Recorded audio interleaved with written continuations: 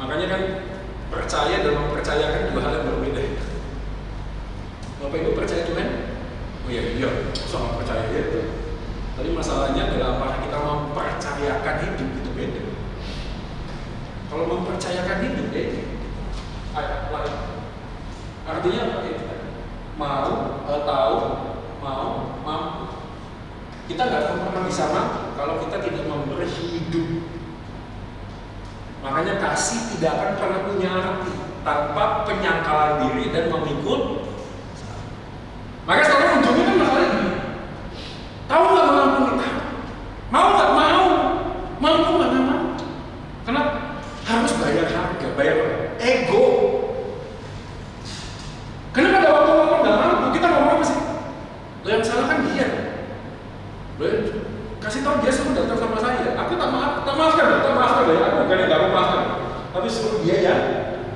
Tapi kalau Tuhan ngomong kamu yang suruh datang ya.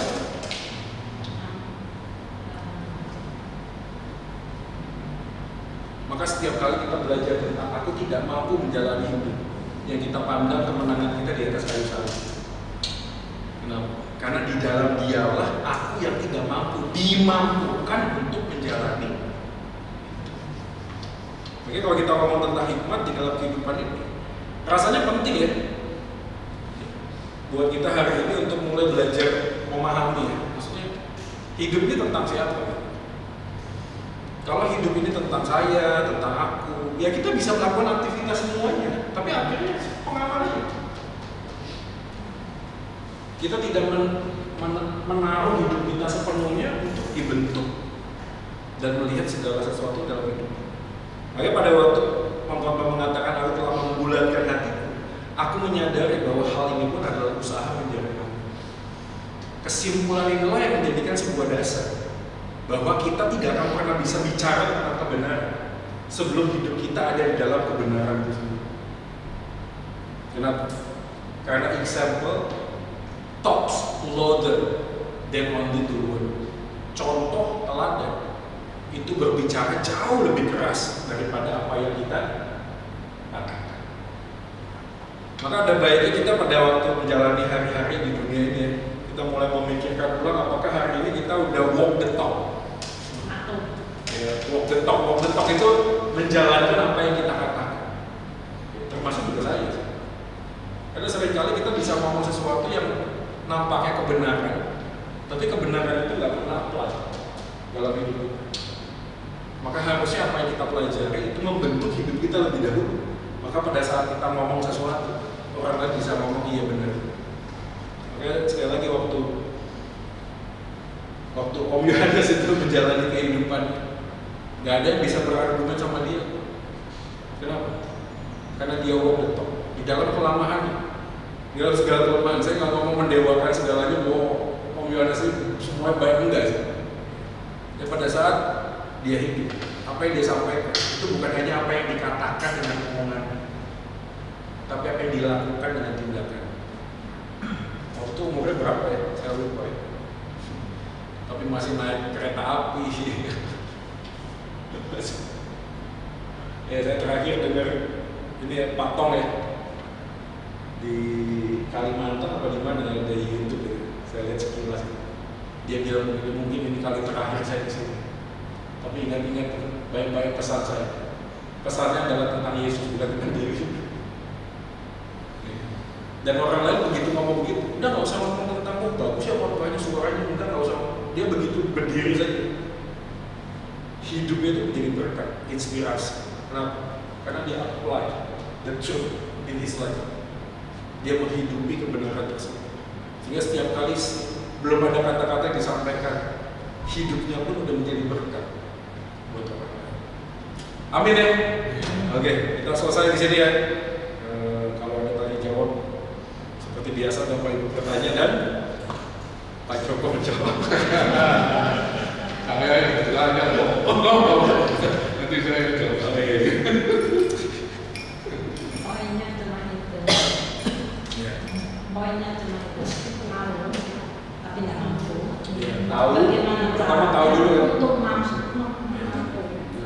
Itu yang mereka nggak tahu. Makanya sebenarnya kan pengkhotbah pada waktu dia membuatkan tesisnya ya, aku membulatkan hati yang mengatakan semua itu sia-sia. Orang tuh nggak bisa komplit karena dia devoted himself. Dia tahu dalam posisi tertentu yang orang lain harapkan dia ada di posisi itu. Tapi di posisi itulah dia mengatakan semuanya nggak ada arti. Makanya kalimat itu menjadi sebuah kebenaran. Kenapa? Karena dia devoted. Tapi orang ini kalau dia nggak punya apa-apa, kan gitu ya. Kalau dia nggak pernah menjalani kehidupan yang dia jalani, ya kita nggak bisa percaya kan dia katakan. Tapi kan Salomo, orang apa dia itu gitu? Siapa? Salomo. Oh, sama. Jadi kan kurang apa? Kan sebenarnya inti dari penjelasannya aku membulatkan hatiku adalah dia kan memberikan hidupnya untuk sungguh-sungguh menjalani apa yang dia jalani, sehingga dia muncul dalam kesimpulan semuanya sia-sia. Makanya kalimat sia-sia itu tidak hanya sekedar apa yang dia katakan, tapi apa yang dia jalani. Dan inilah poin kita yang pelajari. Artinya apa sih? Dalam hidup kebenaran itu bukan hanya sekedar apa yang kita katakan, tapi apa yang kita jalani. Dan gimana kita bisa menjalani kebenaran tersebut? Aku tahu, aku mau, ya harusnya aku. Tapi kita nggak bisa. Siapa yang bisa menjalani kebenaran? Nggak bisa. Siapa yang bisa ngomong? Aku selesai gak marah-marah mana gitu, sopo. Nggak bisa. Tapi tahu nggak? Tahu. Mau nggak? Juga mau. Tapi mampu ini problem di situ. Maka kita harus serahkan hidup kita kepada Tuhan. Tuhan mampukan saya. Kayak itu poinnya. Makanya saya selalu ngomong, saya kok bisa lepas dari narkotika? Saya ngomongin, oh nggak percaya Tuhan juga bisa lepas kok. Tahu. Oh, mampu. Bukan masalahnya bukan sekedar mampu hidup lepas dari narkotika. Bukan. Masalahnya adalah begitu dia lepas, untuk apa hidupnya? Kan gitu ya, betul nggak sih? Kan kadang-kadang orang minta supaya dia itu sakit sembuh kan? Kan pertanyaannya kan sembuh untuk apa? Kan gitu. Sembuh untuk apa? Kenapa? Karena sakit lagi. Yang miskin minta sama Tuhan supaya kaya kan gitu. Lah sudah kaya mau apa? Wah. Makanya waktu saya ngomong saya bisa lepas dari narkoba, bukan itu intinya. Intinya adalah begitu lepas mau apa? Ya fulfill this purpose kata dia. Ya penuhi panggilannya. Ya pertanyaannya mampu nggak? Ya nggak mampu lah.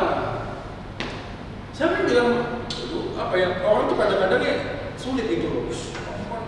Enggak, ex-junkie itu sampai mati. Ya mantan pecandu narkoba itu sampai mati. Bapak Ibu ngomong tentang sugesti sampai mati saya tahu Pak. Ya, saya beritahu aja sampai dengan saat ini kadang-kadang saya bisa kebangun mimpi itu lagi pakai. Takut tuh saya. Kok bisa begitu ya? Ada apa sih gitu? Bisa begitu? Ya kan begitu. Sugesti. Ini yang terakhir tuh nanti lihat-lihat di YouTube ya. Ada podcastnya Daniel Mananta. Daniel Mananta itu mengundang Coki Pardede. Coki Pardede didampingi sama Bang Yeri Patinasara, anak pemain sepak bola, pelatih sepak bola yang mantan. Ya Roni. Nah anak itu kan pemakai kan. Lalu kesaksian, dia udah 20 tahun Yeri Patinasara. Stigma negatifnya masih ada mas. Dan dia ngomong aku, munculnya dari mana? Dari orang yang kenal Tuhan, dari orang gereja. Kamu benar kan?